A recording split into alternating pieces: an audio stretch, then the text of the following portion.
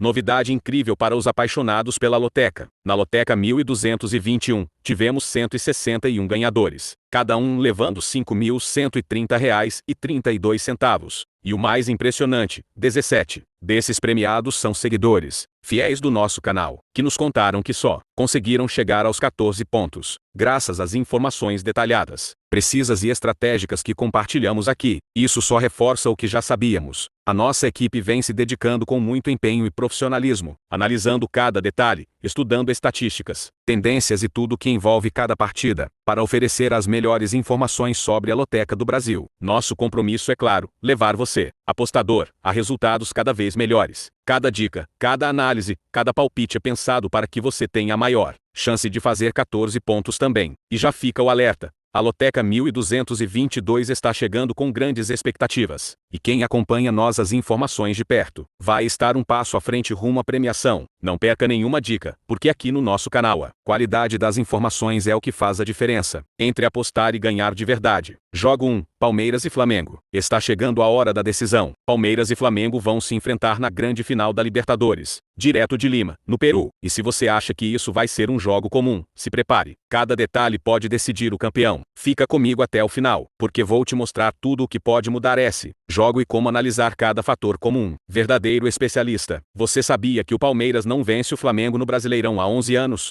E neste mesmo campeonato de 2025, o Verdão perdeu tanto em casa quanto fora para o rival. Esse histórico não é só um número. Ele pesa psicologicamente e pode influenciar o desempenho em momentos decisivos da final. Além do histórico, o desgaste físico e a gestão de elenco fazem diferença. O técnico do Palmeiras já anunciou que vai poupar titulares no próximo jogo do Brasileirão, contra o Grêmio, mesmo estando a apenas 4 pontos do Flamengo, faltando 3 rodadas. Isso mostra que o Verdão vem pressionado e fisicamente desgastado, enquanto o Flamengo chega descansado e confiante, após uma vitória categórica por 3-0 sobre o Bragantino, e a forma recente reforça ainda mais essa vantagem. Palmeiras está a 4 jogos sem vencer e marcou apenas 2 gols nesses confrontos, enquanto o Flamengo vem de sequência positiva e alta confiança ofensiva. Em uma final, momentos de instabilidade como esses podem ser fatais. O jogo será em campo neutro, em Lima, sem torcida para favorecer ninguém. Cada equipe precisa se adaptar ao gramado, clima e altitude. Isso exige preparo físico e concentração máxima, penalizando quem chega sem ritmo ou confiança. E aqui vai uma dica prática: times que conseguem controlar o ritmo de jogo em campo neutro costumam impor seu estilo, mesmo longe de casa. Chuva, calor ou vento podem mudar o ritmo da partida. E a arbitragem em finais costuma ser rigorosa. Cada falta pode gerar cartões ou pênaltis, especialmente para times pressionados. Palmeiras precisa evitar erros de posicionamento, porque qualquer deslize pode ser explorado rapidamente pelo Flamengo. O Palmeiras aposta na posse e pressão alta, enquanto o Flamengo é letal nos contra-ataques. Em finais, detalhes como erros individuais, decisões táticas e preparo mental podem definir o resultado. E atenção, se o Flamengo vencer o Atlético Mineiro e o Palmeiras não vencer o Grêmio, o time carioca garante o Brasileirão, aumentando ainda mais a motivação para esta final. Conclusão: jogo extremamente equilibrado, mas com uma leve vantagem psicológica e de momento para o Flamengo. Palmeiras chega pressionado, desgastado e com baixa confiança ofensiva. Flamengo vem motivado, confiante e pronto para explorar cada falha do adversário. Clima, altitude, estilo de jogo e histórico recente podem decidir o campeão, ou seja, essa final promete emoção até o apito final. Se essa análise foi útil para você, então se inscreve, ativar o sininho e deixar o like. Jogo 2, Vitória e Mirassol. Você sabia que 90% dos apostadores da loteca erram por causa de um detalhe quase imperceptível, um deslize que destrói a maioria dos palpites? E se eu te disser que, aplicando um método simples, você pode mudar isso de vez? Fica comigo que nos próximos minutos você vai descobrir como analisar qualquer jogo como um profissional. Esqueça o palpite emocional, baseado em torcida ou no nome do time. Flamengo sempre ganha em casa? Palmeiras favorito? Esquece. O que separa quem acerta por sorte de quem acerta por método é o checklist das 8 evidências da loteca profissional. E hoje vamos aplicar ele no jogo Vitória x Mirassol 2025, acrescentando 3 novas evidências: imprensa local, desfalques e próximo jogo. O Vitória luta para fugir do rebaixamento. Cada ponto é crucial. Já o Mirassol vem surpreendendo. Com campanha sólida na Série A, a motivação do Vitória é existencial. Pressão máxima. Mirassol, por outro lado, joga leve, confiante, querendo manter o bom desempenho. O Vitória utilizou até 40 jogadores nesta temporada, o que mostra rotatividade e falta de consistência. Mirassol, em compensação, apresenta elenco coeso e com poucos desfalques, dando mais segurança tática e entrosamento. Vitória sente a pressão. Lutar contra o rebaixamento estressa o time, e a rotatividade atrapalha entrosamento. Mirassol, por outro lado, voa em campo, confiante, com técnico que valoriza espírito coletivo. A diferença emocional é gritante. No confronto direto recente, Vitória e Mirassol empataram por 1-1. Isso mostra equilíbrio. Não há domínio absoluto de nenhum lado, e cada detalhe conta para decidir o jogo. A imprensa baiana fala em recuperação e melhor momento para o Vitória, destacando a urgência. A imprensa de Mirassol ressalta a regularidade e caráter surpreendente do clube. O cenário que cada time carrega é diferente, pressão versus ascensão. Não há indícios de desgaste físico extremo para Vitória ou Mirassol, mas a rotatividade do Vitória alivia alguns jogadores e atrapalha conjunto. Mirassol chega com pernas frescas, pronto para explorar brechas. Vitória enfrenta desfalques significativos nesta reta final, fragilizando a equipe. Mirassol não tem problemas graves, mantendo força total. Para a Vitória, cada partida pesa, fugir do rebaixamento é prioridade. Eles podem arriscar mais ou escalar ofensivamente para ganhar pontos. Mirassol, já em campanha positiva, joga com consistência, sem precisar arriscar tudo. O jogo tende a ser equilibrado, mas Mirassol tem leve vantagem, emocional sólido, elenco mais completo e fase ascendente. Vitória sente a pressão, desfalques e instabilidade. Se essa análise foi útil para você, então se inscreve, ativa o sininho e deixa o like.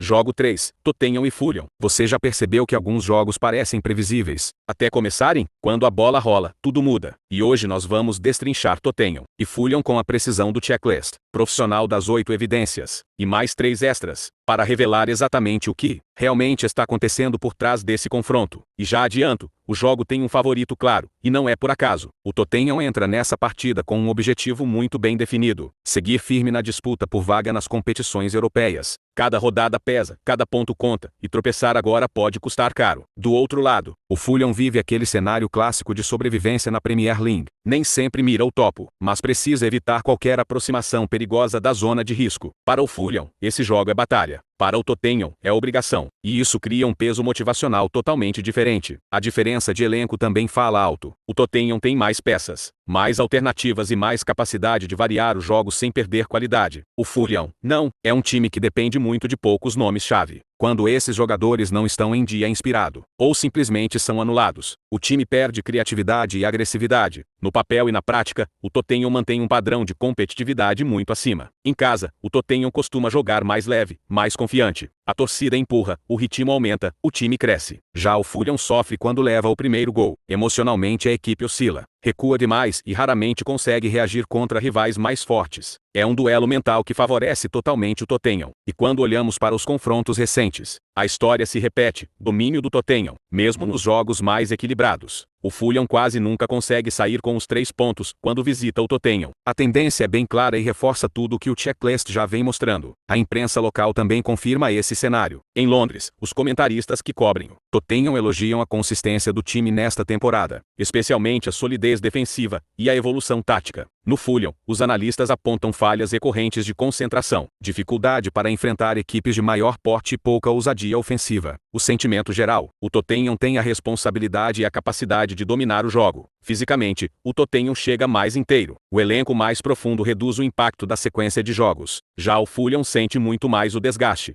principalmente no segundo tempo. A rotação menor cobra um preço alto em partidas intensas como esta. E na Premier League, cansaço é sinônimo de derrota. Os desfalques também pesam de maneira desigual. O Tottenham costuma sofrer perdas pontuais, mas nada que desfigure o sistema. O Fulham, quando perde laterais ou meio-campistas titulares, cai drasticamente de rendimento, e isso é recorrente na temporada.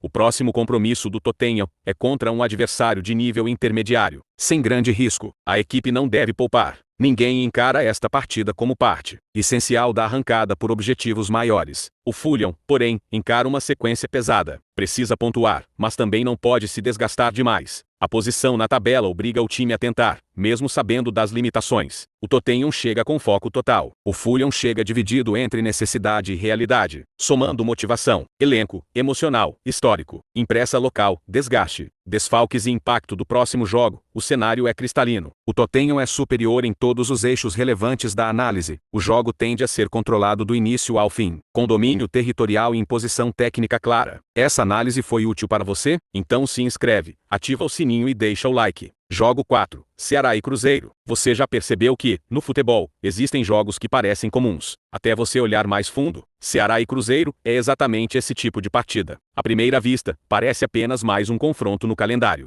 Mas quando você analisa com método, com leitura profissional, você descobre camadas que a maioria das pessoas simplesmente não vê. Hoje, eu vou te mostrar esse jogo pelos olhos do analista, não do torcedor. E quando você terminar este vídeo, vai enxergar Ceará e Cruzeiro de um jeito completamente diferente. Bora mergulhar nessa análise completa, usando o checklist profissional, de 11 evidências, aquelas que realmente mudam o rumo de uma partida. Quando olhamos para a motivação, o primeiro sinal já acende forte. O Ceará entra neste jogo com urgência absoluta. O time sente a pressão da tabela, sente o peso do Castelão, e sabe que cada ponto agora vale sobrevivência. Essa energia, ao mesmo tempo que impulsiona, também cobra. Do outro lado, o Cruzeiro vem em um momento mais controlado, mirando a parte alta da tabela e tratando esses jogos fora de casa como oportunidades essenciais para consolidar o que já construiu na temporada. E quando a gente passa para a leitura de elenco, a diferença fica ainda mais clara. O Ceará tem peças importantes, mas depende demais de poucos nomes para articular o jogo. Quando precisa propor, sofre. Já o Cruzeiro carrega um elenco mais dinâmico, com variação, velocidade e um meio-campo que sabe impor ritmo mesmo fora de casa. A rotação funciona. O padrão se mantém e o time cresce quando encontra vulnerabilidades, algo que o Ceará tem mostrado com frequência. Emocionalmente, o contraste é ainda mais evidente. O Ceará vive aquela montanha-russa típica de equipes pressionadas, oscila, sente ruído da torcida, perde confiança quando toma um gol. O Cruzeiro chega com um ambiente mais leve, alinhado, com confiança construída, jogo a jogo. Em partidas de alta tensão, esse equilíbrio faz diferença e muita. Quando olhamos para o histórico, não existe grande abismo, mas a leve vantagem cruzeirense Wender por jogos recentes aparece. No Castelão, o Ceará normalmente eleva a intensidade, mas diante de um adversário com organização tática, esse fator casa perde força, e nos confrontos mais recentes, quem tem dominado o ritmo, tempo e controle é o Cruzeiro. A imprensa local reforça exatamente esse cenário. No Ceará, analistas destacam a lentidão na criação, a previsibilidade ofensiva e a instabilidade defensiva, sempre com um tom de cobrança aumentando semana após semana. Já a imprensa mineira transmite confiança, destacando consistência, solidez e a capacidade do Cruzeiro de jogar bem longe do Mineirão. O contraste entre os discursos revela claramente a fase de cada clube. No desgaste, mais um ponto que pesa para o lado mineiro. O Ceará chega emocionalmente drenado pela pressão interna, enquanto o Cruzeiro vem fisicamente mais inteiro e com maior facilidade para administrar intensidade. Ao longo dos 90 minutos, normalmente, é no segundo tempo que isso aparece, quando a perna pesa e a estratégia precisa funcionar. Os desfalques também carregam peso desigual. O Ceará perde nomes importantes justamente no setor que mais precisa de criatividade. Isso reduz alternativas, limita variações e deixa o time mais previsível. O Cruzeiro, por sua vez, tem ausências pontuais, mas sua espinha dorsal se mantém e isso mantém seu estilo. E quando a gente olha para o próximo jogo, a diferença de cenário fica ainda mais clara. O Ceará não pode pensar em poupar, não pode fazer testes e não pode correr riscos. A próxima rodada é confronto direto na parte baixa da tabela, e isso só aumenta a pressão no jogo atual. O Cruzeiro, apesar de ter compromisso relevante pela frente, não carrega urgência extrema. Isso permite uma postura mais consciente, mais estratégica e menos emocional. Quando você junta todas essas evidências, o quadro fica muito nítido e é aqui que a leitura profissional realmente se impõe. Conclusão: todo o contexto competitivo aponta a superioridade do Cruzeiro, mais equilíbrio técnico, ambiente emocional sólido, elenco mais profundo, imprensa alinhada ao bom momento, menor desgaste e desfalques menos pesados. O Ceará, mesmo com o Castelão empurrando, sofre com limitações que dificultam a execução e aumentam a vulnerabilidade, especialmente quando precisa acelerar o jogo. O Cruzeiro tende a controlar ritmo, explorar espaços e transformar sua organização coletiva em vantagem concreta. O favorito do confronto é o Cruzeiro. Essa análise foi útil para você? Então se inscreve, ativa o sininho e deixa o like. Jogo 5, Crystal Palace e Manchester United. Imagine a seguinte cena. O estádio lotado, luzes vibrando no gramado, a torcida do Crystal Palace empurrando o time como se cada grito pudesse decidir o destino do clube. E do outro lado, o Manchester United, carregando o peso de um gigante que não aceita tropeços. Esse é o tipo de jogo que parece simples à primeira vista, mas quando você destrincha o contexto, percebe que existe muito mais do que 90% dos torcedores conseguem enxergar. E hoje, você vai ver exatamente isso,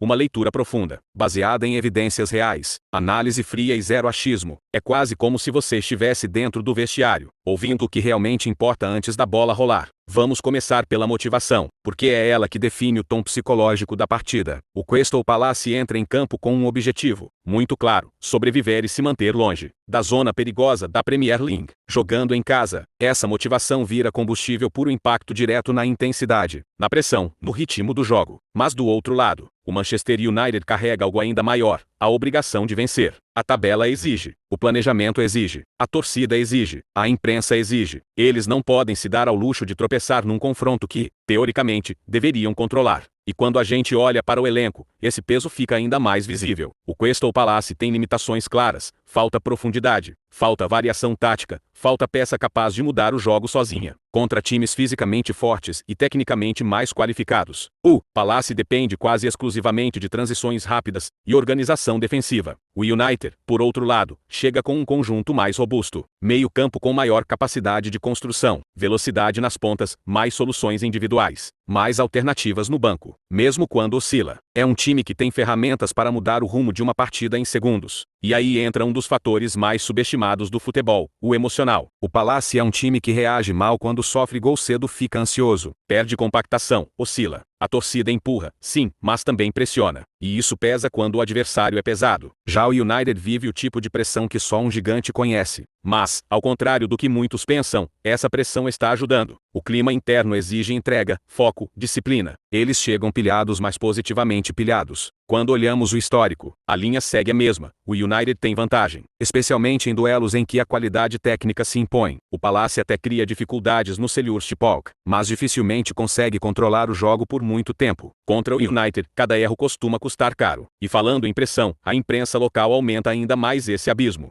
Os analistas londrinos destacam preocupação com inconsistência defensiva, falta de criatividade e dependência de poucos jogadores-chave. Já em Manchester, a cobrança é direta, desempenho convincente, postura dominante, intensidade alta. Para eles, este jogo não é só um confronto, é uma oportunidade que o United tem a obrigação de aproveitar. No quesito desgaste, a diferença fica bem clara. O Palace tem menos profundidade e sofre mais quando precisa manter intensidade por 90 minutos. Já o United, mesmo com um calendário mais pesado, consegue rodar o elenco sem perder qualidade. Isso faz muita diferença na reta final do jogo, quando a perna pesa e o cérebro começa a vacilar. Sobre desfalques, o entendimento é direto. O Palace sente muito mais, porque não tem reposição do mesmo nível. O United consegue se adaptar, reorganizar e manter o padrão tático mesmo com ausências pontuais. E antes do apito inicial, existe uma última camada que pouca gente analisa: o próximo jogo. O Palace enfrenta um adversário direto na sequência, e não pode poupar ninguém agora. O risco é grande demais. Eles precisam jogar no limite hoje. O United também tem partida importante pela frente, mas sua posição permite um planejamento mais controlado. E justamente por isso, este jogo vira prioridade absoluta. Vencer agora é parte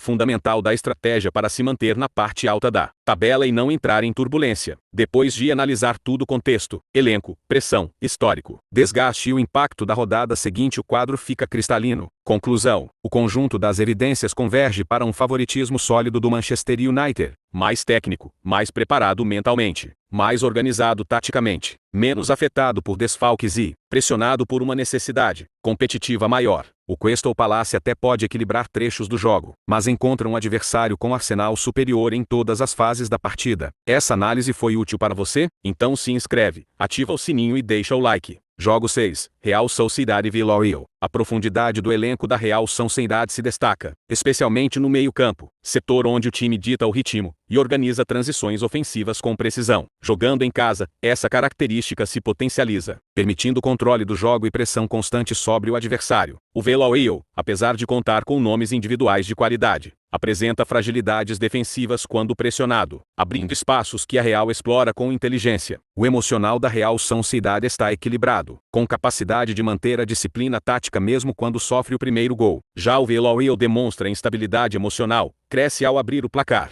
mas se desorganiza rapidamente ao sofrer gols ou enfrentar pressão intensa. Essa oscilação favorece a Real, principalmente em San Sebastián, onde a torcida amplifica a confiança do time. No histórico recente, os confrontos apresentam equilíbrio, mas a Real Sociedade leva vantagem quando atua em casa. A equipe consegue dominar o meio-campo, impor ritmo e criar mais chances efetivas. O Villarreal, mesmo com potencial ofensivo, encontra dificuldades diante de equipes organizadas, com controle do jogo e compactação defensiva. A imprensa local de San Sebastião aponta que a Real precisa transformar seu bom desempenho em resultados consistentes, destacando a necessidade de maior agressividade nas finalizações e atenção às transições ofensivas. Em Vila Real, a imprensa enfatiza a instabilidade defensiva, cobrando concentração e postura em momentos decisivos, o que adiciona pressão sobre o time. O desgaste físico favorece a Real Sociedad, que chega mais descansada e consegue rodar o elenco sem perder desempenho. O Villarreal, vindo de sequência mais intensa, apresenta sinais claros de fadiga, o que pode comprometer a intensidade e organização, especialmente na segunda etapa.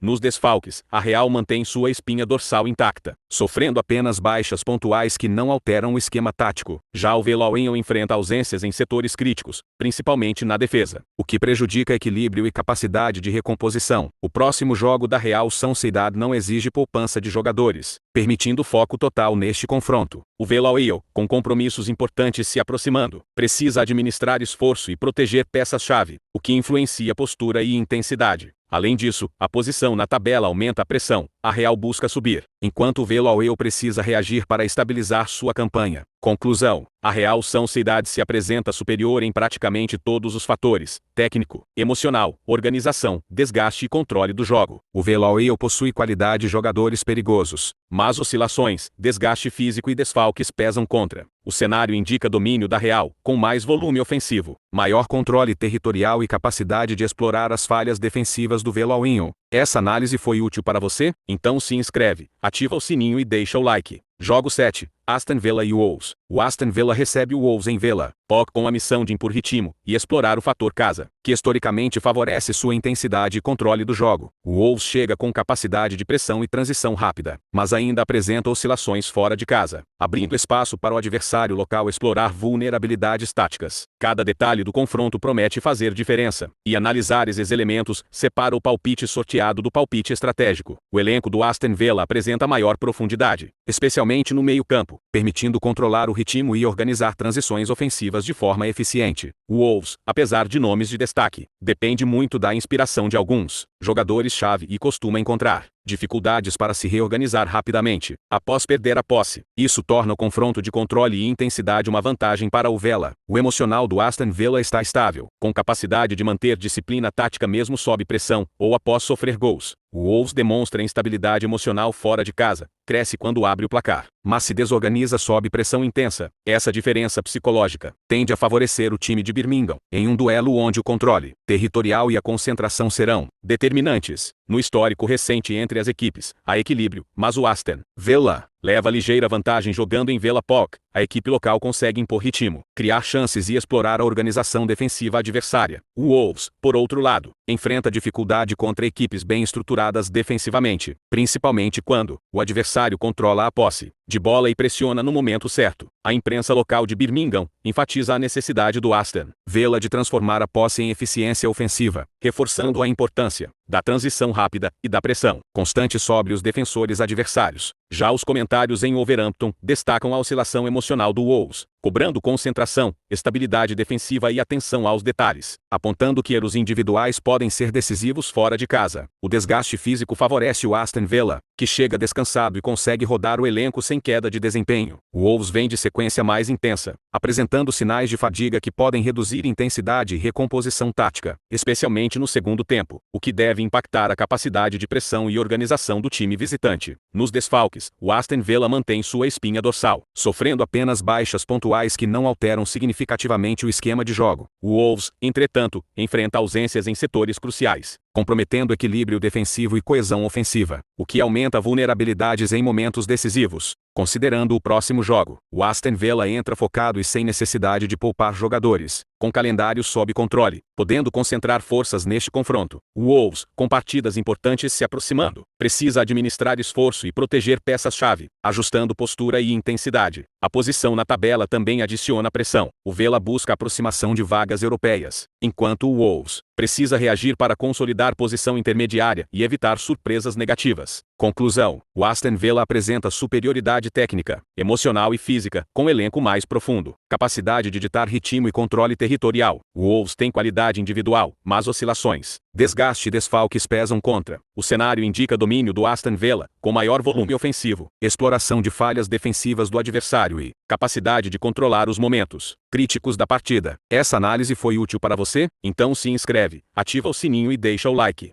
Jogo 8, Nottingham Forest e Brighton. O Nottingham Forest recebe o Brighton em casa, no City Ground, em um duelo que promete intensidade e estratégia. A equipe de Nottingham busca impor seu ritmo, aproveitar o apoio da torcida e explorar a familiaridade com o gramado. O Brighton chega com organização defensiva, transições rápidas e jogadores de qualidade, mas ainda apresenta oscilações fora de casa, o que pode ser explorado pelo adversário local. Cada detalhe do jogo, desde a concentração até a execução tática, será decisivo. O elenco do Nottingham Forest mostra equilíbrio entre setores, com meio-campo capaz de controlar o ritmo e linhas ofensivas prontas para explorar qualquer brecha. O Brighton, embora conte com peças técnicas de destaque, depende fortemente da inspiração de alguns jogadores-chave e enfrenta dificuldades quando precisa reorganizar a defesa rapidamente, especialmente contra times que pressionam alto. O emocional do Nottingham Forest está estável, com capacidade de manter disciplina tática mesmo sob pressão ou após sofrer gols. Já o Brighton demonstra instabilidade fora de casa, cresce quando tem vantagem, mas se desorganiza rapidamente diante da pressão constante, favorecendo o Forest em disputas de posse e no controle territorial. No histórico recente, há equilíbrio, mas o Nottingham Forest leva ligeira vantagem em casa, conseguindo impor ritmo, pressionar e criar chances consistentes. O Brighton, mesmo tecnicamente qualificado, sofre para enfrentar adversários bem organizados, especialmente quando a posse e o ritmo do jogo estão nas mãos do time da casa. A imprensa local de Nottingham ressalta a importância de transformar posse em oportunidades de gol, destacando a pressão constante e a velocidade das transições. Em Brighton, comentaristas apontam a necessidade de estabilidade defensiva e atenção em momentos de pressão, evidenciando a fragilidade emocional do time visitante quando exigido. O desgaste físico favorece o Nottingham Forest,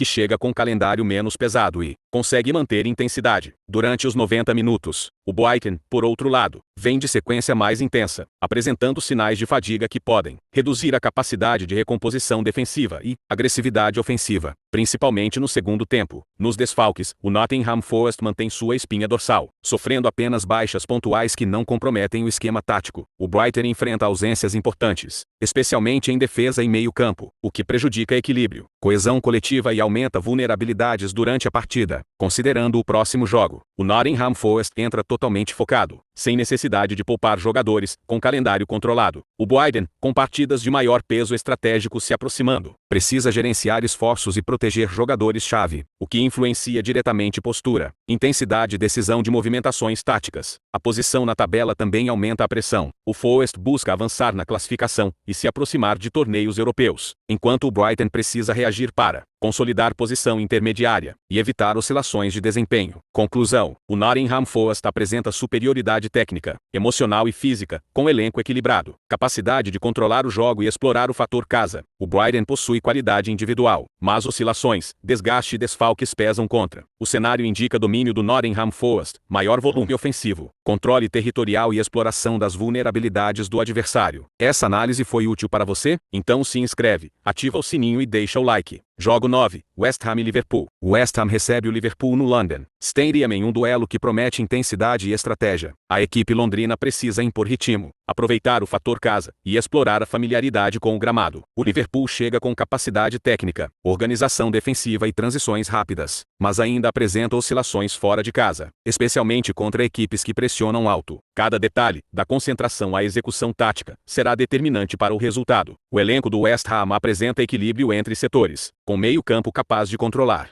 o ritmo e linhas ofensivas prontas para explorar espaços. O Liverpool, mesmo com peças técnicas de destaque, depende da inspiração de jogadores-chave e enfrenta dificuldades para reorganizar rapidamente sua defesa contra equipes agressivas. Imagine um contra-ataque bem executado do West Ham e a necessidade do Liverpool de recompor em segundos. Isso pode definir o jogo. O emocional do West Ham está relativamente estável, mantendo disciplina tática mesmo sob pressão. O Liverpool, fora de casa, demonstra instabilidade, cresce quando abre vantagem, mas se desorganiza diante da pressão constante, favorecendo o West Ham em disputas de posse e controle territorial. Essa diferença emocional pode ser decisiva nos momentos finais da partida. No histórico recente entre as equipes, há equilíbrio, mas o West Ham leva leve vantagem em casa, conseguindo impor ritmo, pressionar e criar oportunidades consistentes. O Liverpool, mesmo com superioridade técnica individual, apresenta dificuldade contra adversários que controlam a posse e ditam o ritmo do jogo. A imprensa local de Londres destaca que o West Ham precisa transformar posse em chances reais de gol, reforçando a importância da transição rápida e pressão constante. Comentários de Liverpool alertam para a necessidade de estabilidade defensiva e atenção nas transições, indicando vulnerabilidades emocionais fora de casa. O desgaste físico favorece o West Ham, que chega com calendário menos intenso, mantendo desempenho durante toda a partida. O Liverpool vem de sequência mais exigente, apresentando sinais de fadiga que podem comprometer recomposição defensiva e agressividade ofensiva, especialmente no segundo tempo. Um detalhe que muitas vezes passa despercebido, mas pode mudar o placar nos minutos finais. Nos desfalques, o West Ham mantém sua estrutura principal, sofrendo apenas baixas pontuais sem alterar o esquema tático. O Liverpool enfrenta ausências importantes em setores-chave, principalmente no meio-campo e defesa, comprometendo equilíbrio coletivo e coesão, aumentando vulnerabilidades diante da pressão intensa do adversário. Considerando o próximo jogo, o West Ham entra focado, sem necessidade de poupar jogadores, com calendário sob controle. O Liverpool, com partidas de maior peso estratégico se aproximando, e posição na tabela pressionando pela classificação europeia, precisa administrar esforços e proteger peças-chave, influenciando postura e intensidade no confronto atual. Cada decisão do técnico visitante será cuidadosamente calculada, refletindo diretamente no comportamento da equipe em campo. Conclusão: o West Ham apresenta equilíbrio físico, emocional e técnico, com capacidade de controlar ritmo, aproveitar o fator casa e explorar vulnerabilidades do adversário. O Liverpool possui qualidade individual, mas oscilações, desgaste e desfalques pesam contra. O cenário aponta para domínio do West Ham, maior volume ofensivo e aproveitamento de oportunidades em momentos decisivos. Essa análise foi útil para você? Então se inscreve, ativa o sininho e deixa o like.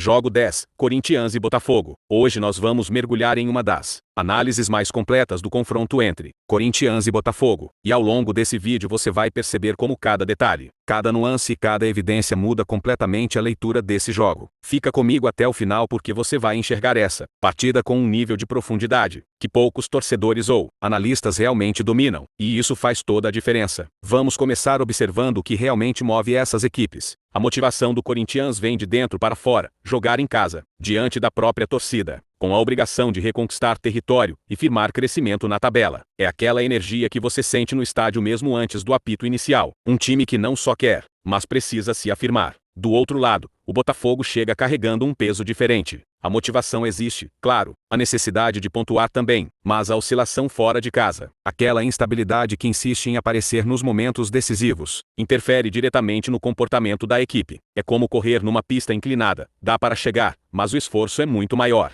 E quando olhamos para o elenco, o contraste fica ainda mais evidente. O Corinthians, mesmo com algumas limitações individuais, apresenta um conjunto funcional. Setores dialogam entre si, o modelo de jogo encaixa, e a ideia do técnico flui mesmo sem grandes estrelas. Já o Botafogo tem bons jogadores, não há dúvida, mas o coletivo é outra história. A transição defensiva quebra, a recomposição atrasa, a compactação se perde. Fora do Rio, esses problemas ficam ainda mais expostos e isso pesa demais em jogos grandes. Agora imagine esse cenário emocionalmente. O Corinthians joga confiante, firme, alimentado por uma torcida que empurra do primeiro ao último minuto. É um time que entende o ambiente e cresce dentro dele. Enquanto isso, o Botafogo precisa lidar com algo mais delicado, a vulnerabilidade emocional. A equipe sente quando leva pressão, sente quando sofre gol, sente quando o ambiente adversário aperta. Em arenas lotadas, isso se transforma em um obstáculo que o time nem sempre consegue superar. E se o emocional já traz essa diferença, o histórico reforça o padrão. O Corinthians costuma impor ritmo, volume e intensidade quando enfrenta o Botafogo em casa. Não é apenas retrospecto, é comportamento, é característica, é padrão repetido ano após ano. A imprensa ajuda a ilustrar ainda mais esse quadro. Em São Paulo, comentaristas destacam a organização crescente do Corinthians, o ajuste físico, a consistência defensiva. A leitura é otimista e confiante. No Rio, a narrativa é outra, preocupação com irregularidade. Destaque para lapsos defensivos e dificuldade em segurar pressão prolongada. A crítica não é leve, ela é insistente. E quando avaliamos desgaste físico, o cenário só amplia a diferença. O Corinthians chega mais inteiro, mais recuperado, com carga física bem administrada. Já o Botafogo carrega uma sequência pesada de jogos e viagens. E esse detalhe, muitas vezes subestimado, costuma aparecer justamente nos minutos finais, quando a perna pesa e a decisão técnica passa a falhar. Os desfalques seguem a mesma linha. O Corinthians mantém sua espinha dorsal e preserva o padrão tático. O Botafogo, no entanto, sofre ausências importantes em setores que exigem equilíbrio e criatividade. É como tentar montar um quebra-cabeça com peças faltando. E aí entra um dos fatores mais decisivos, o próximo jogo. O Corinthians não tem ameaça imediata na agenda. Pode jogar com força total, sem preocupação com preservação ou riscos. O Botafogo, por sua vez, olha para a próxima rodada sabendo que o peso estratégico é maior. Isso altera o comportamento, influencia as escolhas e afeta a agressividade que o time costuma aplicar em campo. Tudo isso somado motivação, elenco, emocional, histórico, imprensa, desgaste, desfalques e próximo jogo criam um retrato muito claro do cenário dessa partida. Conclusão: o Corinthians reúne superioridade em praticamente todos os aspectos essenciais. Motivação sólida, emocional estável, elenco mais equilibrado, menor desgaste, ambiente favorável e narrativa positiva construída pela imprensa local. O Botafogo, por outro lado, enfrenta desgaste acentuado, problemas coletivos recorrentes, desfalques relevantes e pressão emocional que se intensifica fora de casa. Dentro desse contexto, o cenário é amplamente favorável ao Corinthians, sem margem para interpretação diferente. Essa análise foi útil para você? Então se inscreve, ativa o sininho e deixa o like. Jogo 11, Sevilla e Real Betis. Imagine um jogo em que tudo vai além do futebol. Não é apenas bola rolando, não é só técnica, não é simplesmente mais uma rodada. É identidade, orgulho, cobrança, cicatrizes antigas e a chance de virar herói ou vilão em 90 minutos. É isso que acontece quando Sevilla e Real Betis se enfrentam. E, para entender esse clássico profundamente, não basta olhar a tabela, o nome do time ou a escalação. É preciso ir a fundo, destrinchar as evidências, que realmente mostram o que acontece dentro e fora de campo. Hoje, eu vou te levar por essa leitura completa. Uma leitura que vai muito além da superfície. O Sevilla chega com uma motivação que pesa. Não é aquela motivação natural de clássico. É quase uma urgência. Um jogo que vale mais do que 3 pontos porque se tornou um marco dentro da própria temporada. O time sente que precisa reagir agora. E carregar esse precisamos vencer muda a postura emocional, muda a intensidade, muda até a forma como os jogadores se cobram dentro do vestiário. O Betis também chega motivado, mas em um terreno muito mais confortável. A equipe vive um momento mais estável e encara o clássico como uma oportunidade, não como uma obrigação. É a diferença entre temos que ganhar e se vencermos. Provamos nossa força, e isso pesa na leitura. Quando olhamos para o elenco, o Sevilla continua sendo um time talentoso, mas que vive uma temporada de desencontros. As peças individuais não são ruins, longe disso, mas a sincronia coletiva oscila constantemente. Já o Betis vive o momento oposto. Um elenco que talvez não tenha estrelas tão reluzentes, mas que está muito mais ajustado entre setores. O Betis tem um sistema que funciona com mais naturalidade, enquanto o Sevilla ainda procura a sua melhor versão. No emocional, as diferenças ficam ainda mais claras. O Sevilla vive um ambiente de alta pressão, críticas, desconfiança e a necessidade permanente de resposta. A torcida e a imprensa local cobram intensidade e consistência, e isso gera nervosismo, aquele tipo de clima que deixa o jogo mais tenso, mais pesado. O Betis chega leve, confiante, sem fantasma rondando o vestiário. Quando um time entra pressionado e o outro entra solto, essa diferença costuma aparecer na execução dos primeiros minutos do jogo, passes mais seguros, tomadas de decisão mais claras, transições mais limpas. O histórico do clássico normalmente favorece o Sevilla, especialmente no Ramon Sánchez Pizjuán, onde a atmosfera empurra, intimida e pesa para qualquer adversário. Mas a verdade é que nos últimos anos o Betis reduziu essa diferença. O confronto deixou de ser previsível e passou a ser mais competitivo, mais equilibrado, mais imprevisível. O peso do mando ainda existe, mas o Betis chega mais preparado para enfrentá-lo do que em outras temporadas. E a imprensa local deixa isso bem evidente.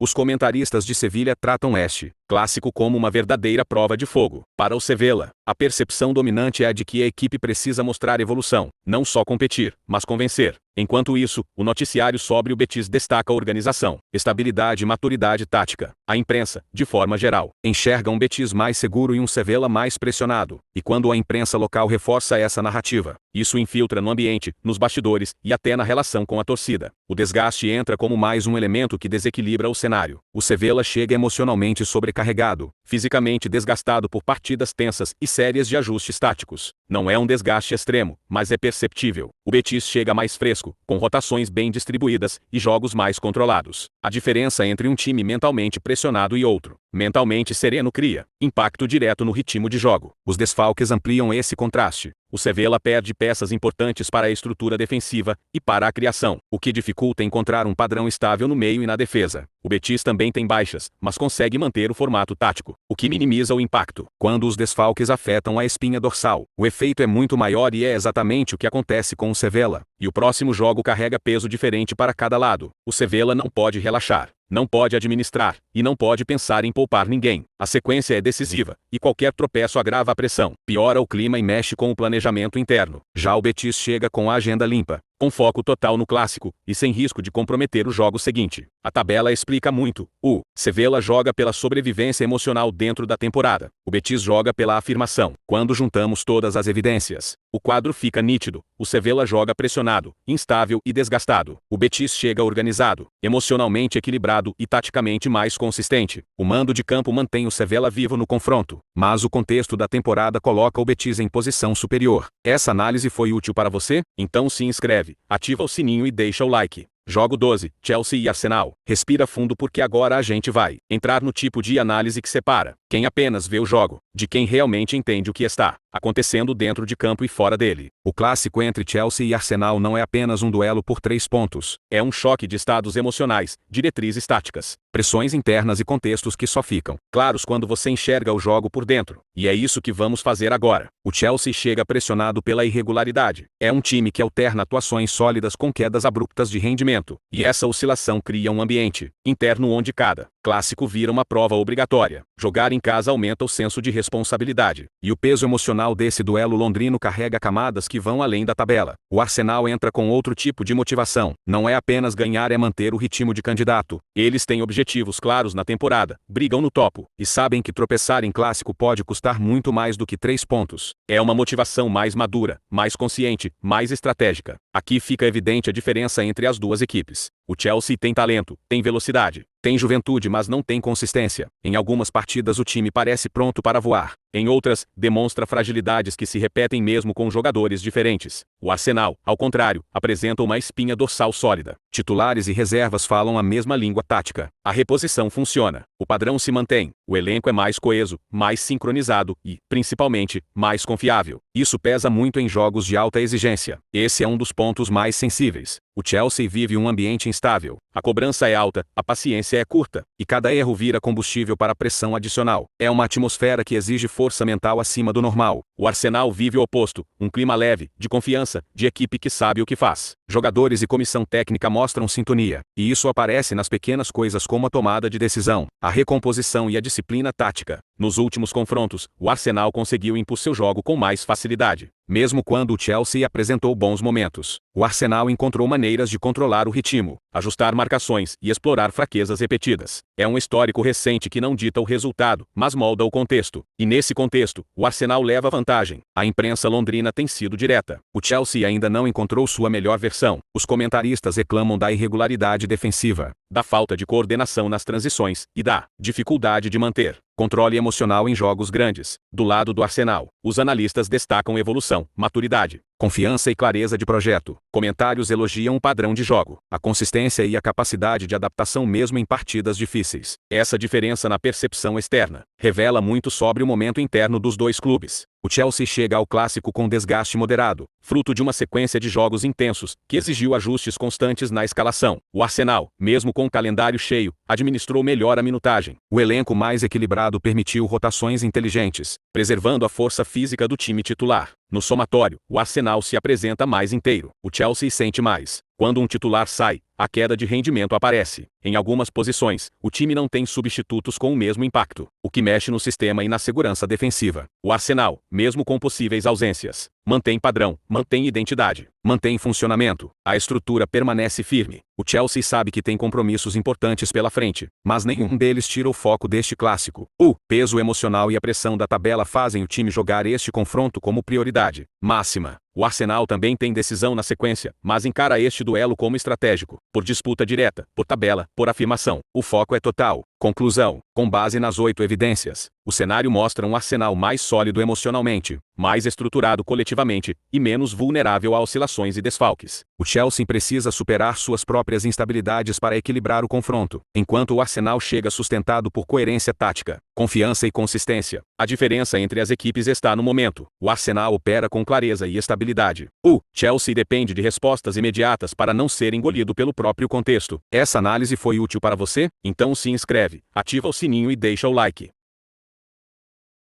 Jogo 13, Fortaleza e Atlético Mineiro. Vamos direto ao ponto, porque esse confronto revela muito mais do que parece à primeira vista. Às vezes, um jogo assim esconde detalhes que passam despercebidos para a maioria, mas que contam a história real do que está prestes a acontecer. E quando você entende esses detalhes, a leitura do jogo muda completamente. O Fortaleza chega para esse duelo com uma motivação que vai além da tabela. Jogar no Castelão sempre exerce um peso emocional no time, mas agora há uma urgência maior: estabilizar a temporada, recuperar força como mandante e responder à cobrança da torcida por regularidade. A equipe sabe que esse jogo é um divisor de águas. Do outro lado, o Atlético Mineiro entra, com sua motivação própria, disputar as primeiras posições e manter o ritmo competitivo. A intensidade existe dos dois lados, mas o Fortaleza sente essa necessidade com mais profundidade, como se esse jogo representasse uma reafirmação. Quando olhamos para o elenco, a diferença aparece na profundidade. O Fortaleza é organizado, tem padrão, mas depende mais do encaixe coletivo do que de individualidades. Já o Atlético possui um elenco mais versátil, com mais respostas no banco e mais peças capazes de alterar o rumo da partida. Porém, elenco forte não significa elenco completo, e aí surgem nuances importantes. Mesmo com boas alternativas, algumas ausências pesam mais no Atlético do que no Fortaleza. No emocional, o clima também contrasta. O Fortaleza vive um ambiente de cobrança intercalado com lampejos de confiança. Jogos grandes em casa sempre elevam a adrenalina, mas também trazem pressão. Um ambiente inflamado pode tanto impulsionar quanto travar. Já o Atlético chega emocionalmente estável, sustentado por um momento mais equilibrado. Pressão existe, claro, mas ela é distribuída, não concentrada. A equipe entra mais leve emocionalmente, porém encarando um estádio que costuma transformar o jogo em um teste mental. O histórico entre essas equipes mostra algo interessante: equilíbrio. O Atlético costuma levar vantagem no contexto geral, mas quando o jogo é no Castelão, o Fortaleza cresce, muda o ritmo e complica o visitante. São confrontos geralmente tensos, físicos e estratégicos, com o mando influenciando bastante. É aquele tipo de histórico que não define o resultado, mas dá pistas do comportamento em campo. A imprensa local adiciona camadas importantes nessa leitura. No Ceará, comentaristas destacam que o Fortaleza precisa transformar volume ofensivo em objetividade. Falta eficiência e esse jogo é visto como prova de fogo. Em Minas, a imprensa reconhece a força estrutural do Atlético, mas faz um alerta claro: o time oscila mais fora de casa e sofre contra adversários que imprimem intensidade. As duas análises regionais se encontram no mesmo ponto: esse jogo não perdoa erros. O desgaste físico pesa de forma desigual. O Fortaleza chega com um nível de carga moderada. Jogou com intensidade recentemente, mas sem calendário sufocante.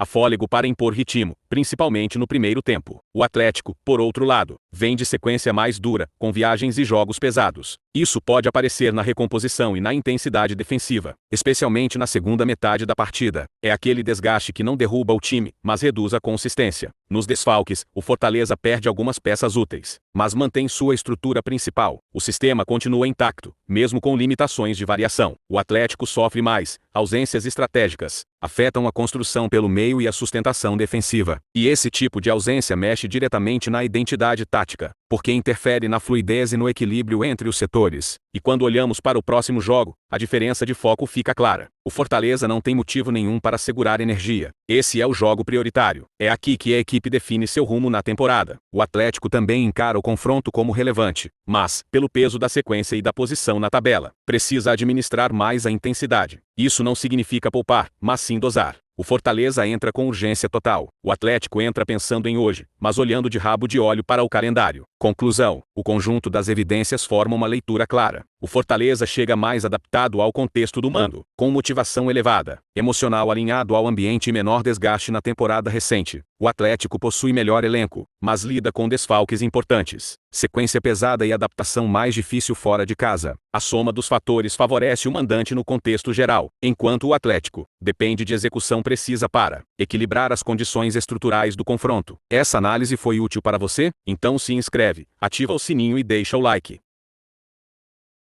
Jogo 14, Girona e Real Madrid. A motivação do Girona é elevada pelo peso do mando, pela necessidade constante de afirmação dentro da temporada e pela oportunidade de competir de igual para igual contra uma das equipes mais fortes do país. O clube encara esse tipo de confronto como chance de consolidar definitivamente sua presença entre os protagonistas da liga, reforçando identidade, intensidade e proposta ofensiva. Para o Real Madrid, a motivação está alinhada com a manutenção da liderança, da regularidade e do protagonismo natural que acompanha o clube a cada rodada. O contexto competitivo exige que o time se mantenha alerta, ainda que a pressão por resultado pese mais sobre o visitante, que não pode permitir tropeços em jogos teoricamente arriscados fora de casa. O elenco do Girona apresenta boa organização coletiva, dinâmica ofensiva fluida e padrão de movimentação consolidado, mas sofre com menor profundidade quando comparado ao Real Madrid. A identidade e coesão, porém setores específicos, dependem fortemente do alto nível técnico de determinados atletas. Já o Real Madrid conta com um elenco naturalmente mais amplo, mais versátil e com alternativas de reposição de nível elevado. Mesmo com eventuais ausências, a equipe consegue manter estrutura, intensidade e controle, oferecendo mais capacidade de adaptação às variações do jogo. O emocional do Girona passa pela combinação entre confiança interna e responsabilidade de enfrentar um gigante. A equipe costuma jogar leve e intensa em casa, mas com a consciência de que erros contra o Real Madrid têm custo elevado. Existe empolgação competitiva, porém com pressão moderada. O Real Madrid opera dentro de um emocional mais frio, característico de elenco experiente e habituado a jogos de alto nível. A estabilidade emocional é reforçada pela cultura de competitividade permanente, embora exista vigilância interna contra relaxamento, especialmente em semanas com agenda apertada. O histórico entre as equipes é relativamente recente, mas indica que o Girona costuma criar dificuldades em seu estádio, especialmente quando consegue impor ritmo e velocidade. No entanto, o Real Madrid mantém domínio geral no retrospecto, com vitórias em diferentes contextos e capacidade de controlar jogos mesmo sob pressão. As partidas anteriores mostram momentos de equilíbrio, mas com a superioridade técnica do visitante pesando nos desfechos, principalmente quando encontra espaço para explorar transições. A imprensa catalã destaca a organização ofensiva do Girona, elogia o trabalho coletivo e reconhece que enfrentar o Real Madrid é um divisor de águas para medir o nível real da equipe na temporada. Analistas locais apontam que eficiência defensiva e controle emocional serão determinantes para equilibrar o confronto. Na capital espanhola, a mídia reforça a necessidade de atenção total do Real Madrid, alertando para o ritmo intenso do Girona e para a dificuldade do campo, especialmente contra equipes que impõem movimentação constante. Os comentaristas madrilenhos ressaltam que o Real precisa evitar quedas de concentração e reforçar controle no meio-campo para reduzir riscos. O desgaste afeta as duas equipes de maneiras distintas. O Girona chega com carga moderada, com uma sequência competitiva intensa, mas sem acúmulo extremo de viagens ou maratonas recentes. O time mantém padrão físico estável, embora a exigência mental contra o Real Madrid seja sempre superior ao normal. O Real Madrid enfrenta uma rotina mais pesada, com jogos importantes em diferentes competições e deslocamentos maiores.